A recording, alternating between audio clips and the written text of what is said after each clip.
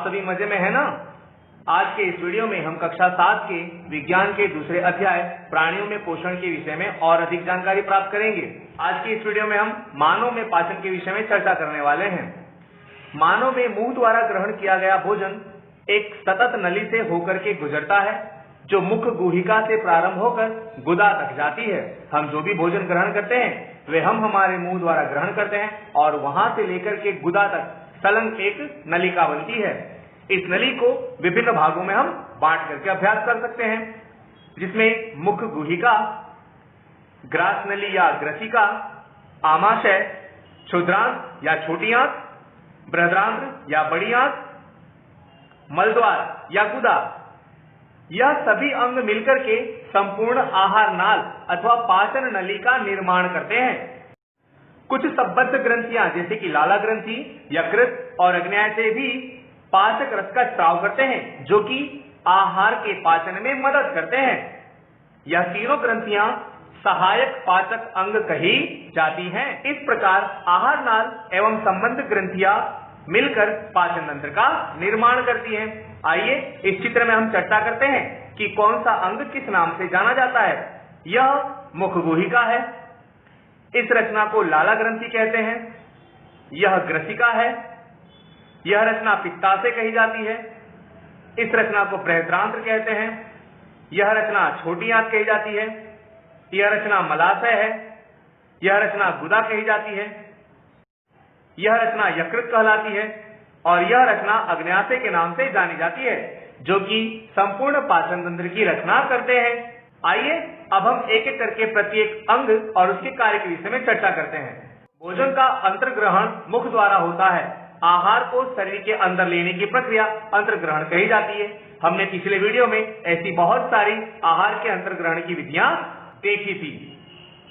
दांतों की सहायता से भोजन को चबाया जाता है और यांत्रिक विधि द्वारा उसे छोटे छोटे टुकड़ों में रूपांतरित कर दिया जाता है।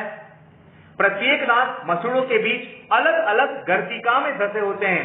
आप देख सकते हैं कि हमारे जो दांत हैं वे दांत मसूड़ों में धसे हुए हैं, वही तो गर्तिका कही जाती है। दांतों के विविध प्रकार और उनके विविध कार्य होते हैं। आइए हम देखते हैं कि कौन से दांत किस स्थान पर होते हैं और उनके नाम क्या हैं। विद्यार्थी मित्रों, यह दांत कृतंक कहे जाते हैं, जो कि आपके सबसे आगे के दांत है। यह दांत की रचना रत्नक कही जाती है। ये जो आगे के दांत के बाजू में जो निकले हुए नुकीले नुकीले दांत है ना, वे। उसके पीछे अग्रचवर्णक और उसके पीछे चवर्णक जैसे दांत देखने को मिलते हैं। आप इस बात को जानते हैं क्या? हमारे दांतों का प्रथम सेट शैशवकाल यानी बचपन के दरमियान निकलता है तथा लगभग 8 वर्ष की आयु तक यह सभी दांत गिर जाते हैं। आपके भी तो दांत टूटे होंगे। इन्हें दूध के दांत कहते हैं। इन दांतों के टूट जाने के बाद इनके स्थान पर दूसरे दांत निकलते हैं, जिन्हें हम स्थायी दांत कहते हैं। सामान्य स्वस्थ व्यक्ति के स्थायी दांत पूरे जीवन भर बने रहते हैं तथा वृद्धावस्था में यह प्राय गिरने लगते हैं। विविध प्रकार के दांतों के और उनके कार्यों के विषय में चर्चा करते हैं। विद्यार्थियों, चवर्णक, इसका काम है आहार के कणों को तोड़ना और पीसना। आपने देखा होगा जब भी कोई चीज तोड़ने वाली होती तब आप उसको चवर्णक की सहायता से तोड़ते हैं, जैसे कि अखरोट। अग्र चवर्णक का काम है आहार के कणों को चबाना और पीसना। आप जब कभी भी कोई चीज खाते हैं तब उसको पीसने का काम और चबाने का काम आप अग्र चवर्णक की सहायता से करते हैं। रत्नक का काम है खाद्य पदार्थ को चीरना। आप अगर गन्ने जैसी कोई चीज खाते हैं तब उसे आप चीर के खाते हैं और उसे चीरने के लिए आप रत्नक दांत का उपयोग करते हैं। कृंतक दांत खाद्य पदार्थ या आहार के कणों को काटने का काम करते हैं। जब कभी भी आप एप्पल खाते हैं तब उसे आप इन दांतों की सहायता से काटते हैं। विद्यार्थियों, हमारे मुख में दांतों के अतिरिक्त लाला ग्रंथि या लाल ग्रंथि भी होती है। यह क्या कार्य करती है? तो लाला ग्रंथि लाल रस का या लाला रस का स्राव करती है। यह खुराक को लचीला एवं कोमल बनाती है तथा खुराक में रहे हुए मंड का पाचन शर्करा में करती है। इसी के कारण जो खुराक है वो हमारे गले से नीचे उतरता है। जीभ एक मांसल पेशीय अंग है जो पीछे की ओर मुख गुहिका के अधर तल से जुड़ी होती है। इसका अग्रभाग स्वतंत्र होता है, जिसे आप किसी भी दिशा में मुड़ा सकते हैं। आप अपनी जीभ को मुड़ा के देख सकते हैं, वे चारों दिशाओं में घूम सकती है और आपके दांतों में भरे हुए भोजन को भी आप जीभ की सहायता से इसी वजह से निकाल सकते हैं। जीभ के क्या क्या कार्य हैं? तो जीभ का उपयोग हम बोलने में करते हैं। जीभ भोजन में लार को अच्छे से मिलाने का कार्य करती है तथा उसे निगलने में भी सहायता करती है। जीभ द्वारा ही तो हमें स्वाद का पता चलता है। जीभ पर विविध प्रकार की स्वाद कलिकाएं होती हैं, जिनकी सहायता से हम विविध प्रकार का स्वाद पता लगा सकते हैं। विद्यार्थी मित्रों, हम जो भी भोजन ग्रहण करते हैं वे स्वाद में खट्टा, तीखा, नमकीन, कड़वा या मीठा हो सकता है। उसे हम अपनी जीभ पे रही हुई स्वाद कलिकाओं की सहायता से पता लगा सकते हैं। देखते हैं कि हम किस भाग से कौन से प्रकार का स्वाद पहचान सकते हैं। मित्रों, हम जीभ के पीछे वाले यानी पश्च भाग से कड़वे स्वाद का अनुभव करते हैं। तभी जब आप किसी दवाई को पीते हैं तब आपको कड़वी लगती है, क्योंकि अंदर वाले भाग में, पश्च भाग में कड़वेपन का स्वाद परखा जाता है। जीभ के दोनों तरफ पार्श्व पश्च भाग में खट्टेपन का अनुभव होता है। जब भी आप इमली खाते हैं तब आप जैसे ही उन्हें दोनों पार्श्व भागों में रखते हैं आपको खट्टी लगती है ना, क्योंकि खट्टेपन का स्वाद हमें उन दोनों भागों से पता चलता है। नमकीन या अग्र पार्श्व भागों से हमें इसका स्वाद पता चलता है, और जब कभी भी हम कुछ मीठा खाते हैं तब उसका स्वाद हमें जीभ के अग्र भाग से पता चलता है।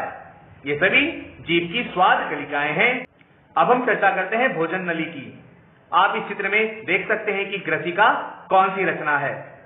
निगला हुआ भोजन मुख गुहिका से होकर ग्रसिका में जाता है। हम जो भी भोजन ग्रहण करते हैं वे यहां से इस ग्रसिका में होकर के पसार होता है। ग्रसिका गले एवं वक्ष से होती हुई गुजरती है। इसकी भित्ति में संकुचन भोजन को नीचे की ओर सरकाता है। कभी कभी हमारा आमाशय खाए हुए भोजन को स्वीकार नहीं करता और उसे हम वामन द्वारा शरीर से बाहर निकाल देते हैं। अगली रचना है आमाशय। आप इस चित्र में आमाशय देख सकते हैं। आमाशय मोटी भित्ति वाली थैलीनुमा संरचना होती है, जिसका आकार अंग्रेजी के मूलाक्षर जे की आकृति के जैसा होता है। यह चपटी होती है। यह एक और ग्रसिका से जुड़ी होती है, वहां से खाद्य पदार्थों को प्राप्त करती है और दूसरी ओर क्षुद्रांत में खुलती है। यह आहार नाल का सबसे चौड़ा भाग है।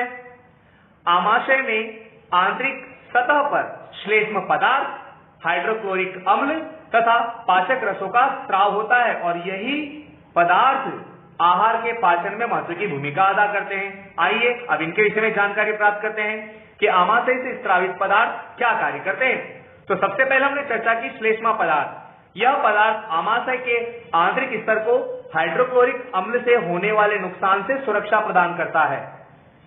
अब हाइड्रोक्लोरिक अम्ल क्या करता है उसकी बात करते हैं। यह भोजन को अम्लीय माध्यम प्रदान करता है, जिसके कारण पाचक रसों को क्रिया करने में सहायता मिलती है और भोजन में रहे हुए जीवाणुओं को यह हाइड्रोक्लोरिक अम्ल मार भी देता है। इसीलिए जो भी हम भोजन ग्रहण करते हैं उसमें रहे जीवाणु हाइड्रोक्लोरिक अम्ल के कारण मर जाते हैं। पाचक रस या जठर रस यह भोजन में रहे हुए प्रोटीन को सरल पदार्थों में विघटित कर देता है। अब बात करते हैं क्षुद्रांत की। आप इस चित्र में क्षुद्रांत को अच्छे से देख सकते हैं। क्षुद्रांत लगभग 7.5 मीटर लंबी अत्यधिक कुंडलित नलिका होती है। इसका एक सिरा आमाशय और दूसरा सिरा बृहदांत्र से जुड़ा होता है। यह यकृत एवं अग्न्याशय से स्राव प्राप्त करती है।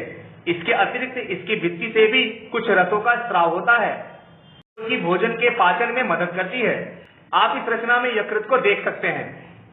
यह गहरे लाल भूरे रंग की ग्रंथि होती है जो उदर के ऊपरी भाग में दाहिनी ओर स्थित होती है। यह शरीर की सबसे बड़ी ग्रंथि है।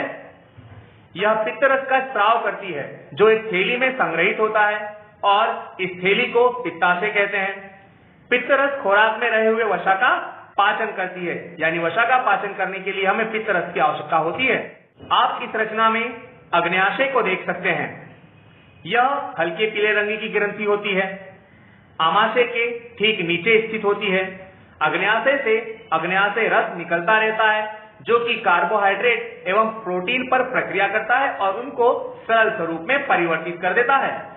अब आंशिक रूप से पचा हुआ भोजन छोटी आंत में निचले भाग में पहुंचता है, जहां आंत्र रस पाचन क्रिया को पूर्ण कर देता है। क्षुद्रांत्र द्वारा अवशोषण। विद्यार्थियों, पचा हुआ भोजन अवशोषित होकर क्षुद्रांत्र की भित्ति में स्थित रुधिर वाहिकाओं में चला जाता है। इस प्रक्रम को हम अवशोषण कहते हैं। भोजन का जब पाचन होता है तो उसमें रहे हुए घटक उसके सरल स्वरूप में रूपांतरित हो जाते हैं और यही रूपांतरित हुए स्वरूप रुधिर द्वारा शोषित कर लिए जाते हैं। क्षुद्रांत्र की आंतरिक भित्ति पर उंगली के समान उभरी हुई संरचनाएं होती हैं, जिन्हें हम दीर्घरोम या रसांकुर कहते हैं। दीर्घरोम भोजन के अवशोषण के लिए तल क्षेत्र को बढ़ा देते हैं और प्रत्येक दीर्घरोम में सूक्ष्म रुधिर वाहिकाओं का जाल फैला होता है।